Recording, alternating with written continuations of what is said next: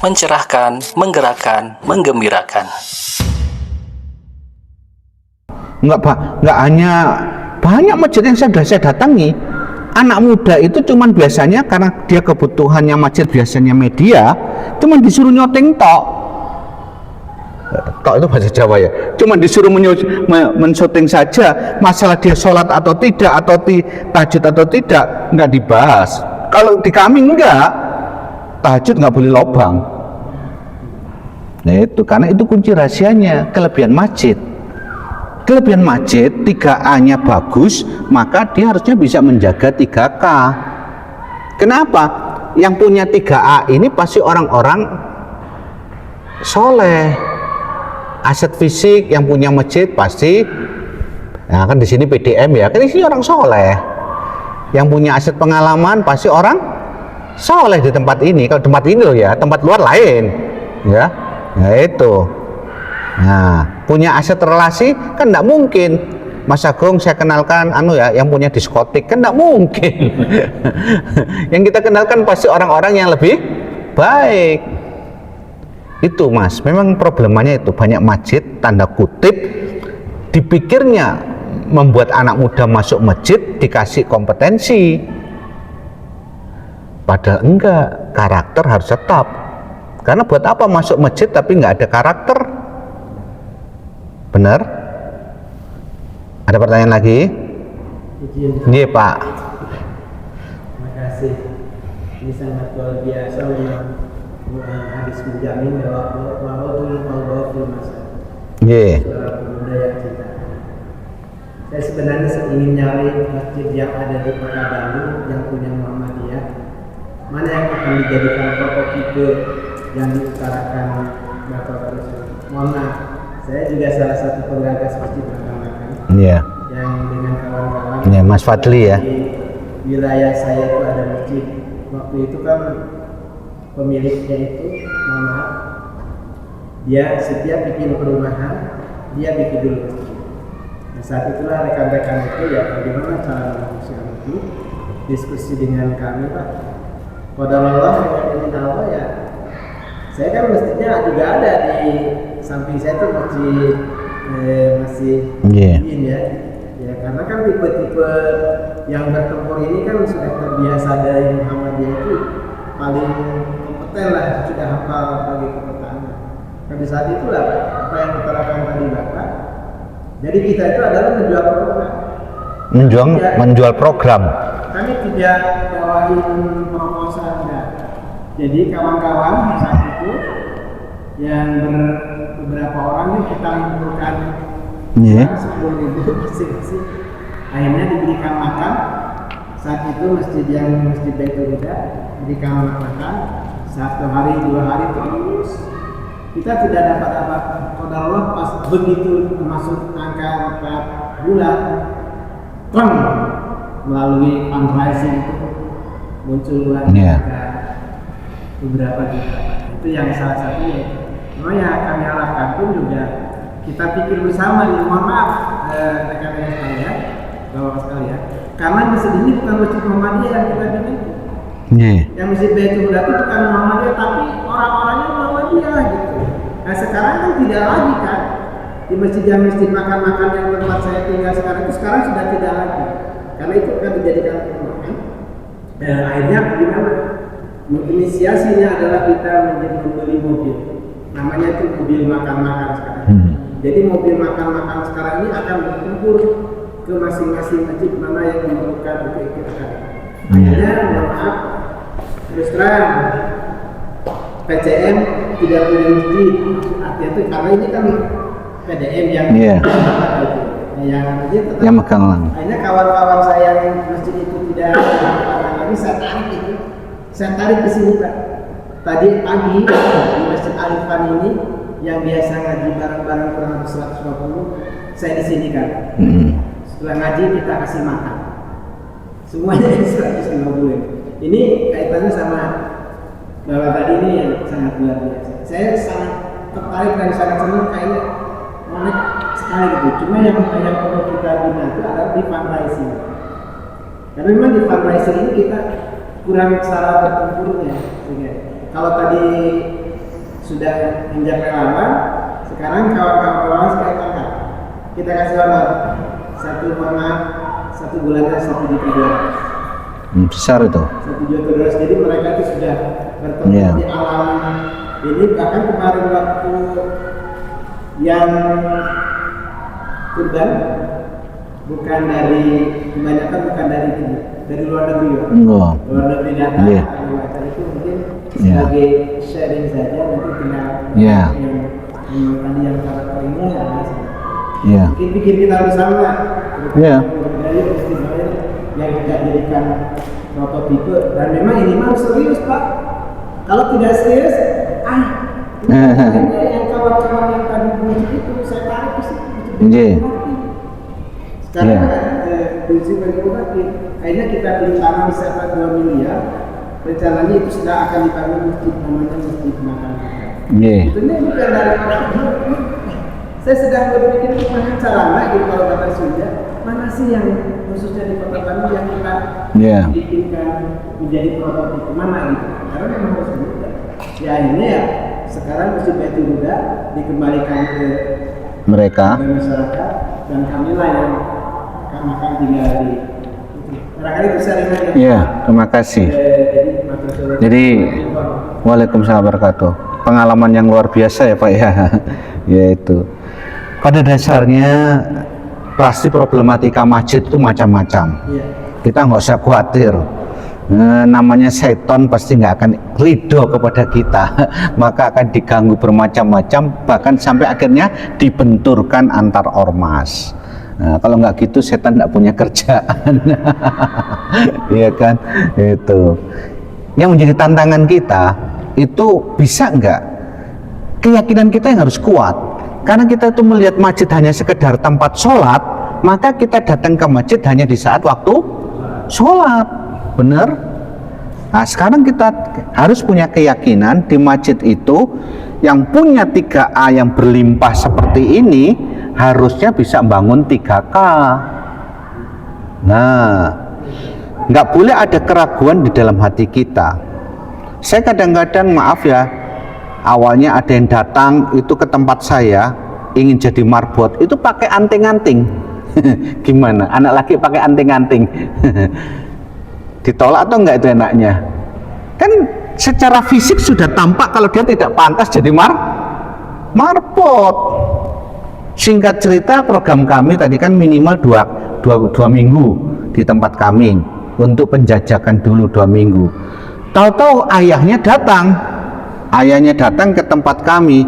Ustadz, saya mengucapkan terima kasih Ustadz. Loh, kenapa Pak? Anak saya kok jadi berubah sekarang? Maksudnya berubah gimana? Kemarin itu nggak peduli, saya ajak ngomong saja, sudah langsung pergi dan sebagainya. Ini saya ajak ngomong Ustadz, duduk dengerin. Maaf Ustadz, seumur hidup saya tuh nggak pernah duduk bersebelahan dengan anak saya. Sejak ikut program Marbot Academy, dia tahu duduk di samping saya, mendengarkan yang saya sampaikan. Ukuran kita di sana sekarang, nggak usah khawatir. Maka kalau ketika anak itu nanti diberi kompetensi, beda. Itu kebanyakan kita kan ngasih kompetensi dulu. Seperti dunia luar kan ke anak muda mengasih kompetensi dulu kan. Lah kita kan tempat yang istimewa, masa ngasih kompetensi dulu, ya karakter. Maka kami jaga itu. Saya sengaja telepon ya seorang santri kami. Kebetulan dia santri di Malang, tapi kebetulan kami tugaskan dia lagi ke Makassar. Ini. Oh, video call aja. Ya, dia saya tugaskan di Makassar, santri saya. Kita ini. Moga-moga diangkat. Saya nggak janjian soalnya. Moga-moga diangkat. Pertanyaan pertama kalau jadi santri saya, siap nggak Mas Agung sama Mas Julfikar sama Mas Faris? Nah, ini. Waalaikumsalam. Ini saya lagi ngisi di mana? Di Bandung. Kamu kok nggak pakai kopiah? Pakai kopiah biar kelihatan ganteng sedikit. Nah, ini. Ya, pakai kopiah. Ini di Makassar, kantor Makassar. Kami kan punya 10 cabang. Udah? Apa? Udah. Nah ini. Nah ini namanya Hamid. Mit, saya tanya kepadamu, Mit. Halo? Mit, dalam 1 minggu lobang berapa kali tahajudmu? Belum ada, Pak. Dalam 1 bulan? Full, Pak. Dalam 1 tahun? Insya Allah full, Pak. Dalam 3 tahun? Insya Allah full. Dalam sehari kamu baca Quran berapa juz? 1 juz, Pak, tapi tambahan yang audit online jadi 1 juz lebih, Pak. 1 juz lebih. 2 juz. Kalau dulu tahajudmu seminggu lobang berapa kali dulu sebelum aktif di Marbot Academy? Enggak, paling sholat tahajudnya waktu ujian, Pak. Kalau Ujian kuliah. kalau mau ujian kuliah tahajud. Iya. Oke, makasih Amit ya. Ya, assalamualaikum warahmatullahi. Iya, Pak. Waalaikumsalam warahmatullahi wabarakatuh. Jadi target kita itu. Maka ketika dia dikasih kompetensi apa saja, jadi kebalikan dunia luar, kita ditekan-tekan, diperas-peras dengan iming-iming salary, disuruh kompetensi dulu. Benar? Ini tempat istimewa. Maka kalau kita berhasil membangun karakter dulu di tempat ini, maka akan menjadi luar biasa. Oke, silakan tanya lagi. Ya, silakan. Senang saya itu banyak yang tanya. Waalaikumsalam. Itu. Di sebuah masjid ada sebuah kasus, Pak. Bila 3A dan 3K itu sebenarnya bisa dibantu. Ya. Tapi pemilik otoritas masjid itu misalkan Nggak paham. orang masyarakat tidak dipercaya, Oh. tidak ada trust gitu. Sehingga kalau misalkan ada fundraising masuk tidak tersalurkan, padahal kader ada. Sementara otoritas pemilik masjid itu masih ada sejak ini, Ya. sehingga masjid itu hingga saat ini tidak berkembang. Padahal Ya. secara fisik Bagus. secara sentralisasi lokasi juga strategis, tapi karena ada masalah dari pemilik otoritas masjid tersebut, nah pengelolaannya sehingga ini tidak berjalan. Bagaimana Ya. kita mengungkapkan seperti itu? Ya, itu kesalahannya sederhana, ya. Karena apa? Biasanya tidak mampu mengelola anak mudanya. Padahal anak mudanya ada tadi kan. Nanti yang kita bahas itu Gen X, Gen Y, Gen Z. Gimana cara pendekatan kepada Gen X, Gen Y, Gen Z. Kalau di sini kan mungkin banyak Gen Z, bagaimana dan sebagainya. Ya, maaf ya, kita depend dulu ya. Mungkin ada lagi yang lain?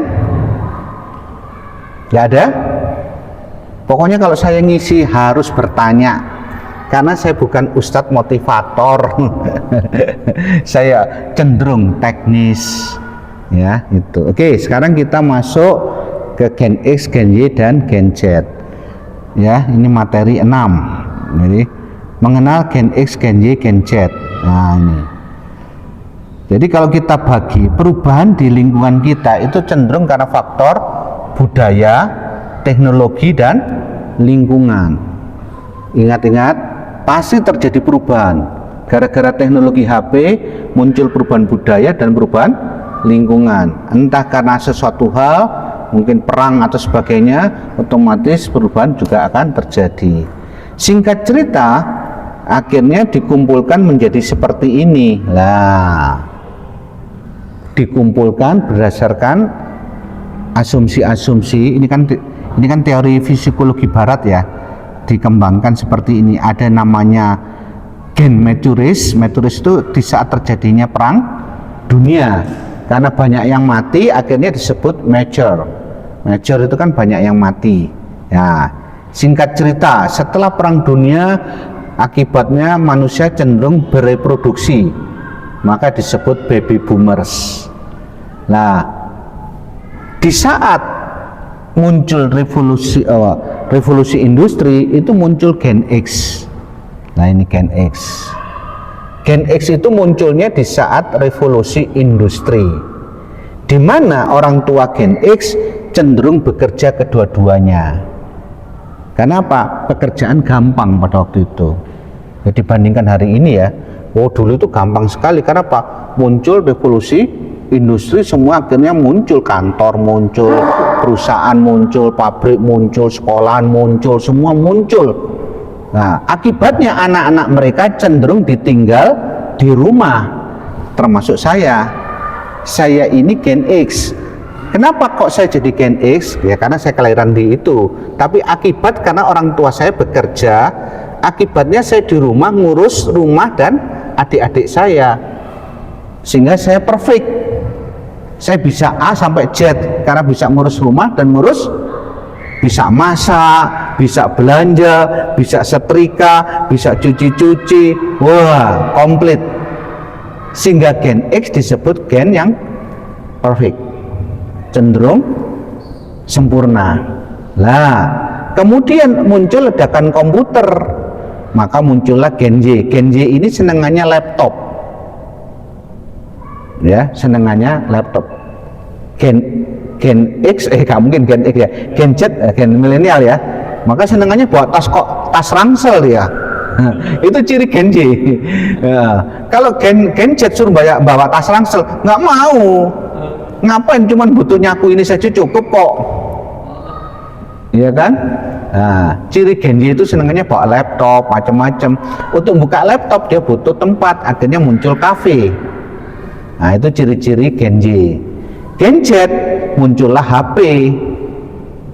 Sehingga Gen Z cenderung pakai HP. Ya.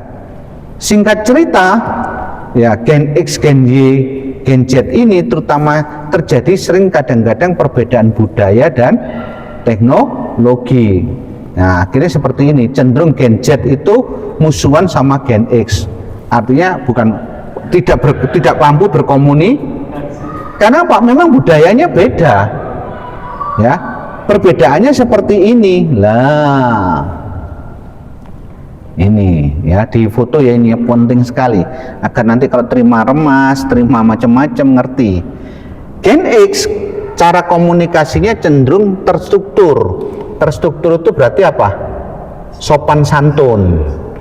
Ya, kalau Gen Z cenderung unstruktur, tidak sopan santun.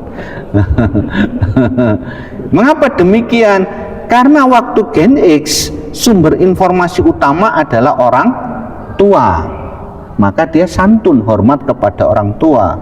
Di saat Gen Z sumber informasi utama adalah maka dia tidak hormat pada orang tua. Ya, itu paham? Komunikasi ngobrol sama ayahnya, ibunya sambil gini ya. Itu paham? Nah, Gen X cara bekerjanya itu berdasarkan target atau kerja. Kalau Gen Z berdasarkan order. Otomatis Gen Z kalau kerja, kalau Gen X kerjanya setiap hari karena target bulanan, target tahunan. Nah, itu bisa otomatis dia akan cenderung masuk kerjanya setiap hari. Benar? Kalau Gen Z kerjanya order. Kalau perlu 1 hari kerja, 2 hari healing. Otomatis Gen Z cara kerjanya pakai remote. Paham? Kalau Gen X nggak bisa kerja pakai remote, gaptek kan Gen X itu. Otomatis dia harus hadir, maka absensi. Nah, ini harus kita pahami cara berpikirnya Gen X dan Gen Z. Komitmen kerja Gen X, kalau saya diterima di masjid ini, saya Gen X, maka saya langsung tanya kepada ketua PDM atau ketua takmir di sini, atau saya tanya kepada ketua PCM, mana ruang kerja saya Pak, mana meja kerja saya. Gen X selalu begitu, kalau kerja dia tanya tempat kerja dan ruang kerja, ya, meja kerjanya. Kalau Gen Z nggak tanya, karena apa? Malah nggak suka disediakan ruang kerja, malah nggak suka disediakan tempat kerja. Kenapa? Karena itu penjara buat Gen Z. Bener? Gen Z ya? Perbatasannya.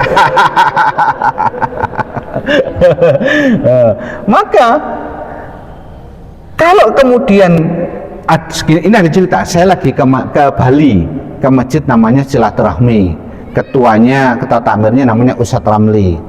Ustadz, kami barusan melantik ketua Ormas, gitu dia. Ketua Ormasnya apa? Genjet Ustadz. Wah, dia bangga.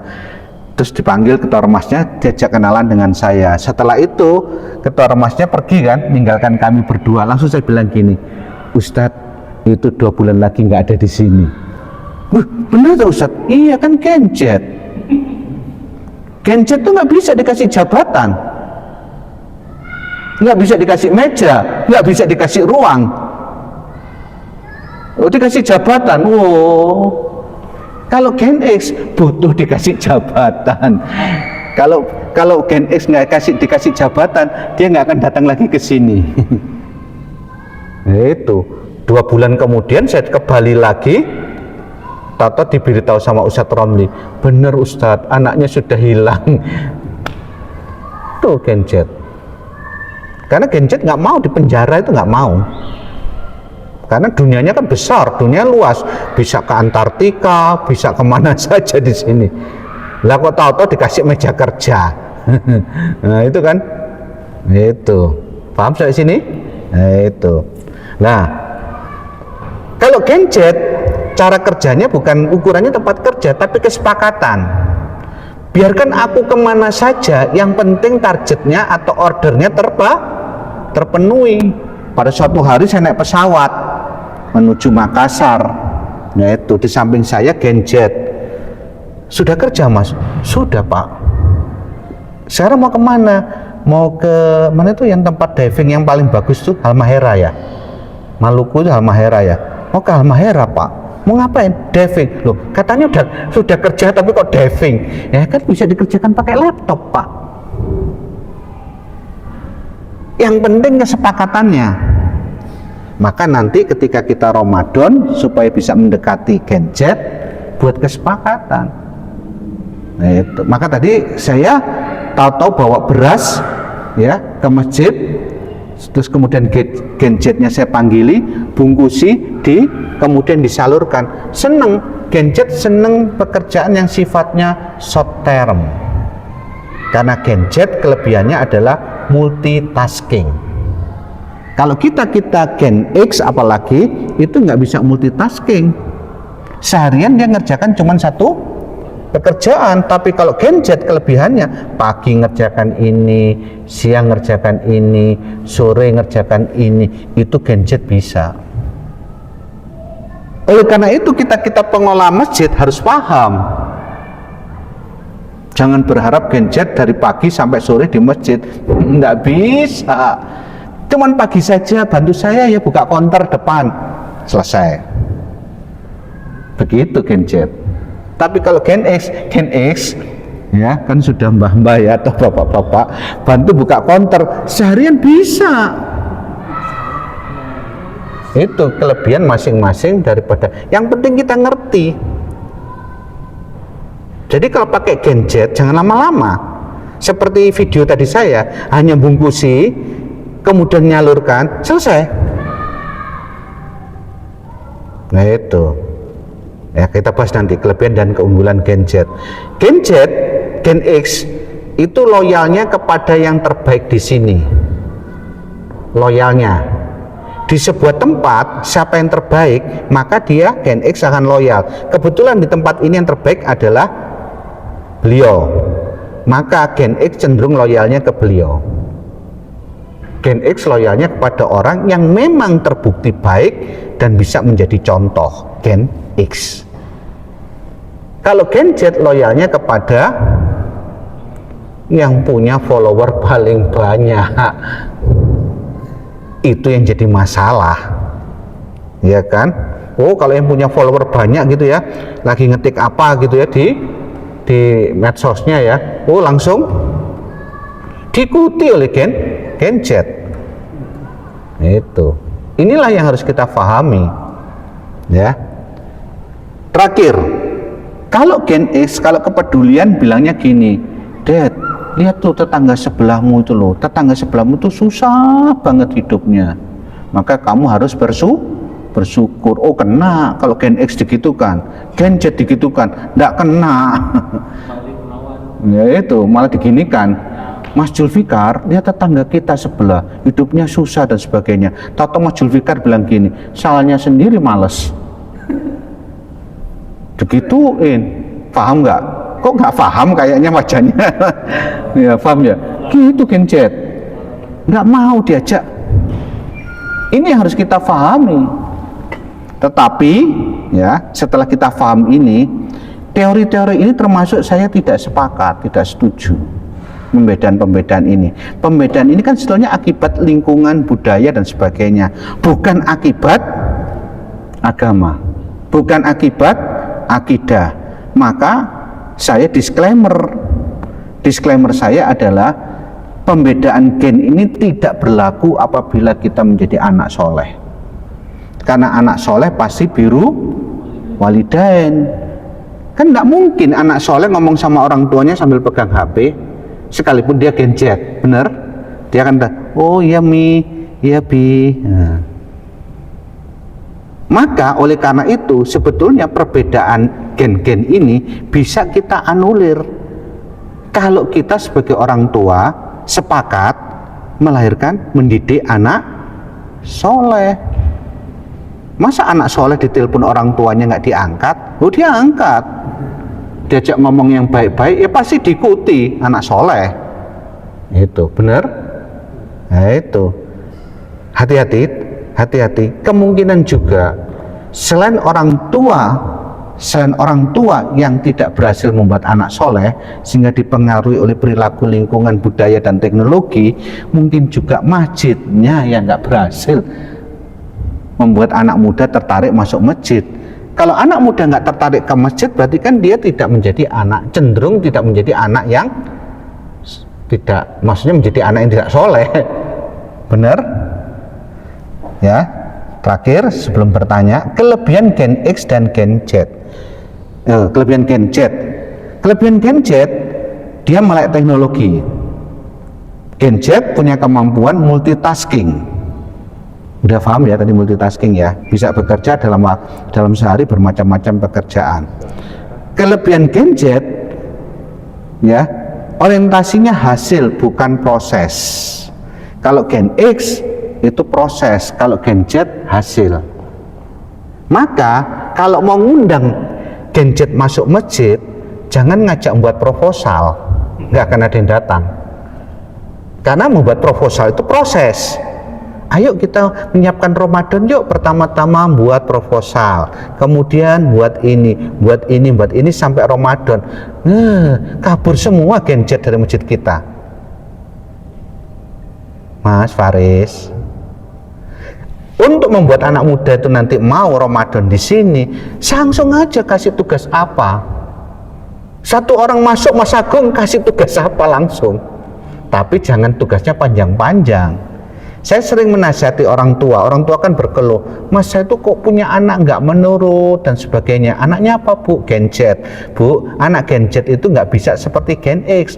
Kalau Gen X itu gini, dulu pesan ibu saya begini, pesan mama, Dad, pokoknya tugasmu setiap hari nyapu ya.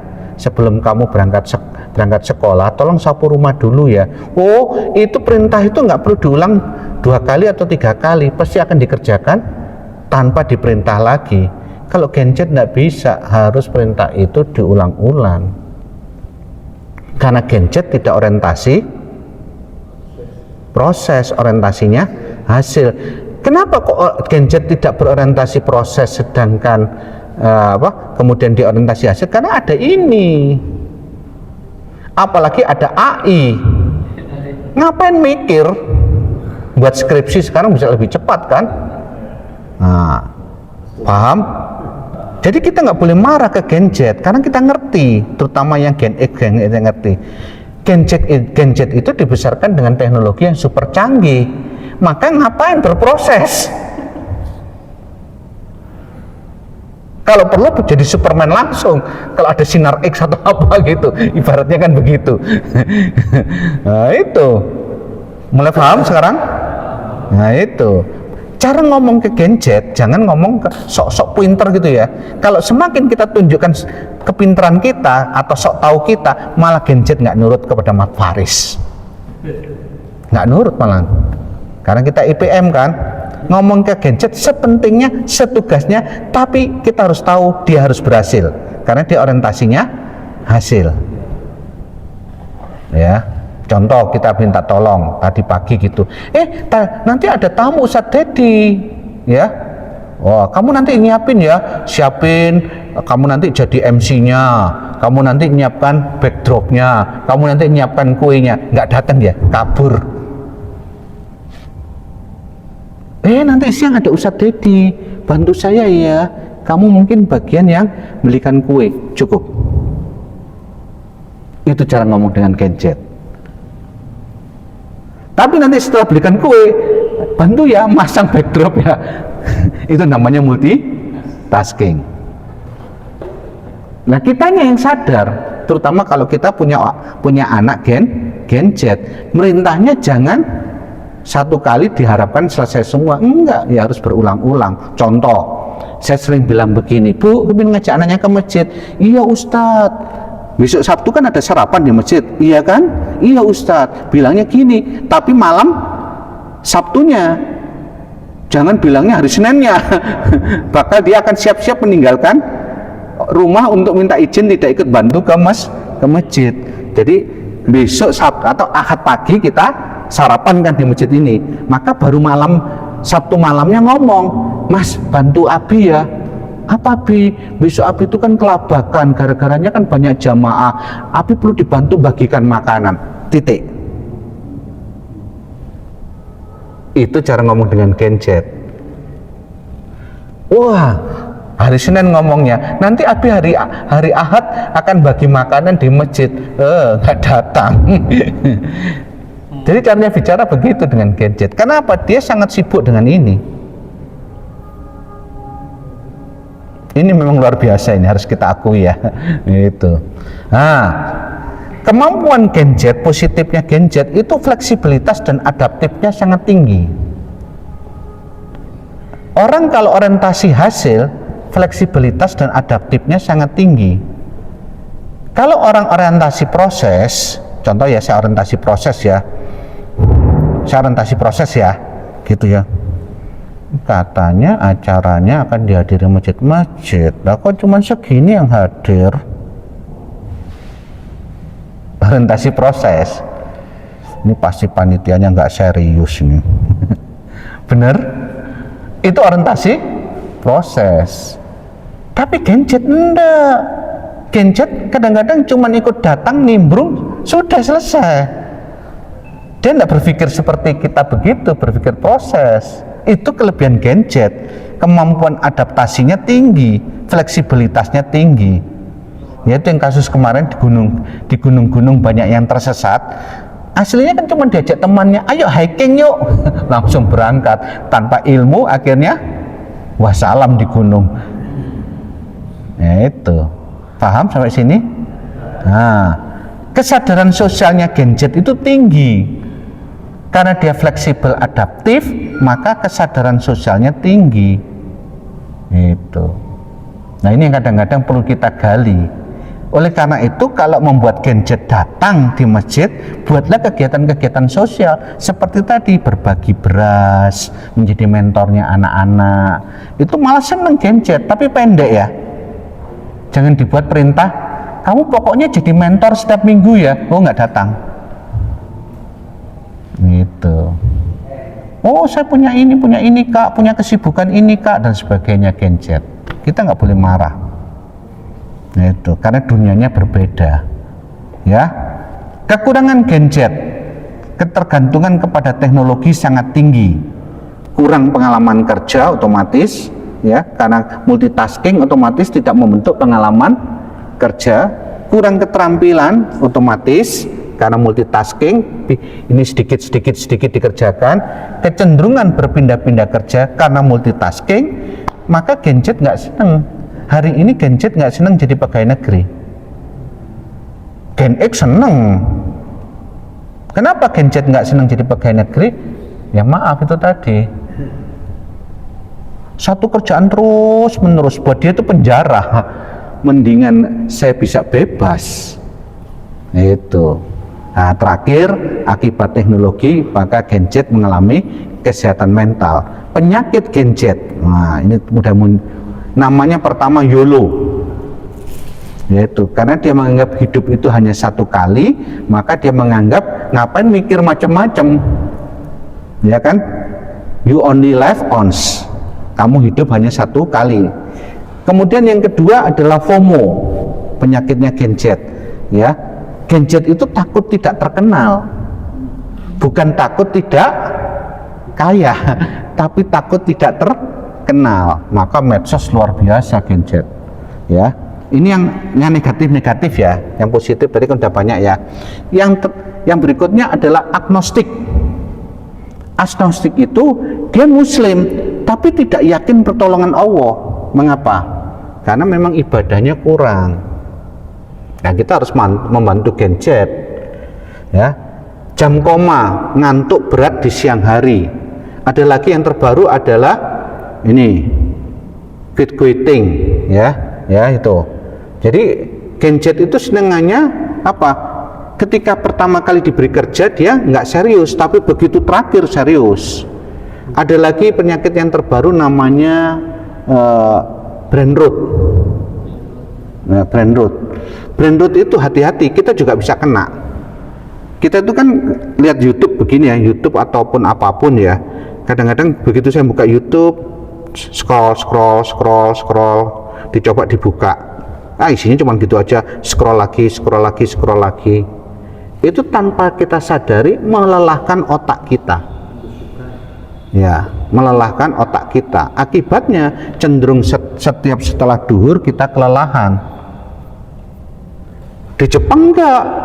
Di Jepang ngerti kalau brain rot itu sudah muncul, maka kursi kerjanya Jepang bisa digeblakkan begini jadi tempat tidur. Kalau di kita ya dimarahi bos. Nah, itu. Baik, silakan bertanya. Halo, ngomong Gen X, Gen Y, Gen Z lo. Kok malah nggak ada pertanyaan? Jelas. Sangat jelas ya. Sangat jelas apanya? Ini saya kasih contoh kalau ingin jelas. Kenapa terjadi PHK besar-besaran terhadap Gen Z?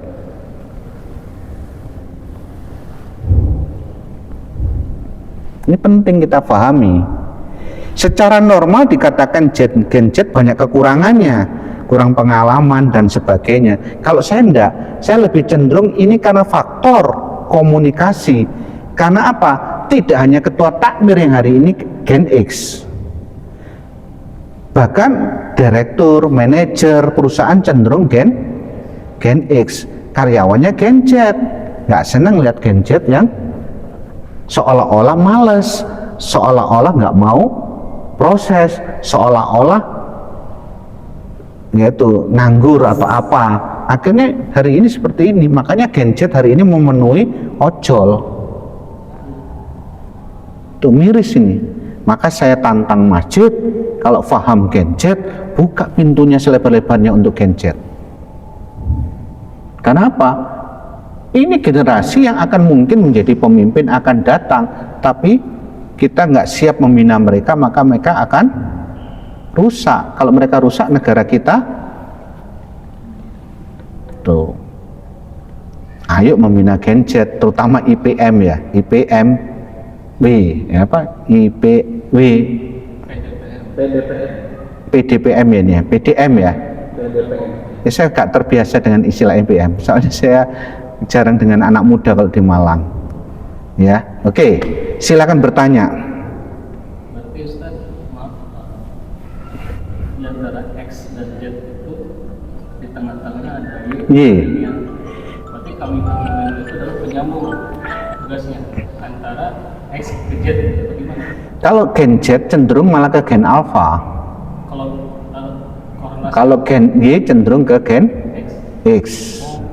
Saya nggak tahu fenomena ini terjadi mengapa demikian, karena mungkin faktor transformasi budaya yang sebetulnya berjalannya terlalu lambat, khususnya di Indonesia ya. Kalau di negara lain itu gen X itu betul-betul sudah purna tugas. Di kita masih banyak menjadi ketua takmir, nah, itu masih menjadi direktur dan sebagainya. Di dunia luar sudah gen Y semua direktur. Halo gen Y, kan gen Y situ kan? Itu saya nggak paham itu.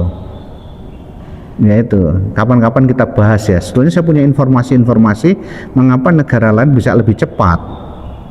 Ya, padahal negara lain tidak ngurus karakter. Itu. Tetapi kalau kita ke Eropa, Eropa itu lebih berkarakter daripada Indonesia. Contohnya sampah, contohnya macam-macam. Itu. Ya. Kapan-kapan kita bahas. Intinya di Indonesia seperti itu, mengalami perlambatan, terutama Gen Z ini akhirnya tidak tertangani ya, transformasinya kalah cepat dengan iya. Yang kedua, maaf masjid-masjid, hal seperti ini tidak diedukasikan kepada orang tua. Akibatnya mereka menganggap perilaku Gen Z itu perilaku pemberontakan, perilaku yang tidak kooperatif, perilaku tanda kutip nakal, anak nakal. Enggak, itu memang terjadi hari ini. Jalan tidak nunduk, ngomong seenaknya. Itu kita yang Gen X ini harus ngerti. Nah, itu yang mengakibatkan saya membina Gen Z banyak ya, ceritanya seperti itu. Ya tadi yang saya teleponnya kan Gen Z juga, mau disuruh tahajud. Gimana caranya tahajud? Nah, kapan-kapan kita bahas ya, nggak cukup waktunya. Yaitu mengajak mereka tahajud. Itu. Ya. Ada lagi pertanyaan? Iya Pak. Waalaikumsalam warahmatullahi wabarakatuh. Tahun-tahun setengah kebelakang kita melihat calon dan sekarang sudah jadi ya, pemimpin kita itu adalah dari generasi muda gitu ya, presiden dan wakil presiden. Tapi kalau saya boleh berpendapat, ternyata yang generasi mudanya gitu ya, kelihatannya ada perubahan dalam arti dia tidak memperlihatkan bahwa yang muda itu sesungguhnya menghormati kepada yang tua. Jadi boleh dikatakan arahnya itu kurang tuh, makanya pengaruh dari gadget atau apa gitu ya. Jadi kalau perhatikan semuanya, anak muda kepada orang tua itu arahnya kurang Pak. Jadi apakah dari situ berangkatnya seperti kalau kita perhatikan ya, bahkan sekarang sudah dikeluarkan lagi di medsos ketika debat presiden, dia berhadapi dengan rivalnya itu profesor orang tua yang sudah baru, ternyata sikapnya seperti itu, bahkan kita jadi kenapa ya seperti itu gitu. Nah itu apa pengaruh dari medsos atau apa ya gitu ya. Jadi seperti itu atau memang dari lingkungan keluarga atau bagaimana? Itu aja. Saya jawabnya gampang. Saya jawabnya gampang banget itu. Karena apa? Kita gagal mencetak anak soleh. Iya. Karena kita gagal mencetak anak soleh, maka muncul Gen Z. Nah, diri kita, terutama bapak, tidak siap adanya Gen Z, karena bapak bersikapnya sebagai Gen X. Ini kenyataan. Orang tua itu banyak berkeluh ke saya, anaknya macam-macam. Saya senyum. Kalau bapak pilih marah, berarti bapak malah ngerusak anak bapak. Saya juga ngalami hal seperti itu. Tahu-tahu dilapori gurunya, Ustadz, anak Ustadz nilainya cuma 4 dan 6 matematikanya. Saya dipanggil ke sekolahnya. Ya sampai rumah saya nggak boleh marah. Kalau marah saya Gen X beneran. Itu. Saya harus ambil gimana cara pengkondisian. Beneran waktu itu saya dikabari anak saya nilainya jelek. Tuh. Ya ini karena saya ngerti perbedaan Gen X dan gadget itu. Saya pernah sekali saya sesali dalam hidup ini. Maaf ya, saya mohon doa. Kebetulan saat ini saya juga bersama besan saya, Pak Budi. Ya, besan itu apa? Pokoknya besan ya. Kalau di Jawa sih besan ya besan. Ya, sama di sini sama ya. Mertua anak. Kalau anak mertua. Iya, besan juga ini ibu besan. Sama ya, sama itu. Jadi saya itu pada suatu hari mau ceramah. Alhamdulillah yang hadir itu banyak sekali, 10.000 orang di Hotel Hyatt Surabaya. Nah, anak saya itu yang sekarang jadi mantunya beliau itu rewel, masih balita rewel. Padahal saya mau naik panggung, waduh 10.000 orang, keren kan? Perasaan saya kan begitu, saya otomatis harus maksimal kan? Lah kok rewel dia, minta gendong, dipindah ke uminya nggak mau, pokoknya mintanya sama abinya. Saya tanpa sengaja, maaf, bergaya Gen X. Jadi saya gendong begini, otomatis saya ceples. Bahasa Jawa apa? Diceblek gini lah ya. Itu padahal nyeplesnya pelan loh, pelan sekali. Cuman gini, abi tuh mau ceramah di atas, kamu jangan nangis. Itu gini sih tuh, gini loh. Saya sesali seumur hidup sampai hari ini. Dalam sekali hidupnya anak saya pernah nyeples 1 kali. Itu tok wis. Wow, kalau Gen X sabuk, penjalin, iya. Oh ya, nggak bisa bina anak kita, nggak bisa diajak omong dia. Bener? Halo, yang punya anak, terutama punya anak 4 ini, nggak boleh, bentak saja nggak boleh. Ya itu, saya alhamdulillah punya cucu 3. Saya senang sekali dengan anak saya. Ini sebetulnya bukan anak kandung, tapi anak titipan dari adik saya. Sekarang di Jogja, dia punya cucu 3, punya anak 3, otomatis cucu saya kan 3. Itu seneng gitu ngomongnya, anak soleh. Itu seneng gitu saya ngomongnya, karena ngerti dia. Waktu pertama kali saya datang ke sana, cucu-cucu saya itu bukan HP semua. Kalau HP-nya diminta, teriak-teriak, nangis-nangis cucu saya itu. Terus akhirnya begitu cucu itu tidur, saya ajak rapat. Ya apa? Anak saya plus mantu saya ajak rapat. Kalau anak saya yang putri, saya ajak rapat. Ini gimana ini? Kita akan merusak dia loh kalau kita salah. Memang kita setuju, memang kita tidak setuju dia pegang HP. Tapi bagaimana cara menghindarkan dia dari HP? Wah, kita atur strategi bla bla bla bla. Terus sekian bulan lagi kemudian saya ke sana, senang sekali lihat cucu saya HP ditaruh begini nggak dipegang. Ya Allah. Ya inilah kita harus paham. Terutama saya yang Gen X. Gen X itu kan karena perfect, maka kalau sesuatu tidak sesuai dengan kemauan beliau, maka dianggap salah. Padahal anak kita hidup di zamannya. Beda zaman dengan itu. Saya nggak bahas yang ya politik ya, nggak bahas ya. Tapi kita paham, terutama untuk membesarkan anak kita harus menyesuaikan dengan zaman dia. Terutama yang anaknya 4 ini. Mas Faris sudah nikah? Anaknya berapa? 1. Panjenengan? 2. Alhamdulillah. Kang Ain? Anak 2, anak asuh 1 jadi 3. Alhamdulillah ya, jangan khawatir. Anak saya 1, tapi saya ngurus anak orang lain jadi 7 anak saya. Jangan khawatir. Ya, baik. Saya kira begitu. Kita ketemu lagi nanti ya. Semangat ya. Intinya sederhana. Gimana gadget masuk masjid? Setelah masuk masjid maka menjadi urusannya Allah. Tapi untuk mempertahankan dia di masjid maka kita harus punya strategi. Terima kasih, matur sembah nuwun. Bahasa Jawa jadi. Terima kasih ya. Semoga menjadi keberkahan buat kita semua dan menjadi kebaikan buat masjid kita. Moga-moga saya bisa ke Bandung lagi. Amin ya rabbal alamin. Wabillahi taufiq hidayah. Wassalamualaikum warahmatullahi wabarakatuh.